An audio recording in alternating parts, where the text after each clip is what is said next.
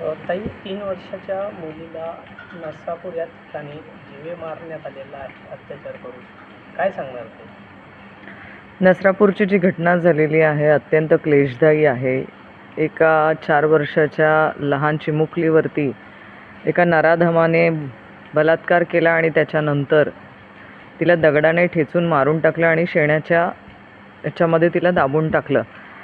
खरं घटना बघितल्यानंतर प्रत्येकाला वाईट वाटेल, प्रत्येकाच्या मनामध्ये एक भीती तयार होईल, आपल्या स्वतःच्या मुलींच्या बाबतीमध्ये एक भीती तयार होईल अशी ती घटना आहे. अनेक जण आवाज उठवत आहेत, पण या घटनेमध्ये मला जे जाणवलं ते की सरकार फास्ट ट्रॅक कोर्टात नेणार वगैरे ह्या अनेक घोषणा करतं.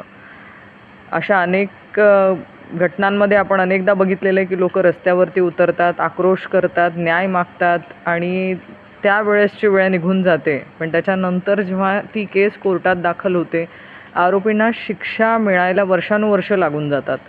असंच ह्या मुलीच्या बाबतीमध्ये होऊ नये अशी माझी सरकारकडनं अपेक्षा आहे. फास्ट ट्रॅक कोर्टात जरी ही केस दाखल केली जात असेल तरी पण भडगावची आपण एक केस आपल्या जळगाव जिल्ह्यातली जर बघितली तर गेले 3 वर्ष झाले अशीच एक चिमुकलीवरती अत्याचार झाला होता. तिला मारून टाकण्यात आलं होतं आणि तिला देखील गोठ्यात डांबून ठेवून तिला तिथेच दाबून ठेवण्यात आलं होतं.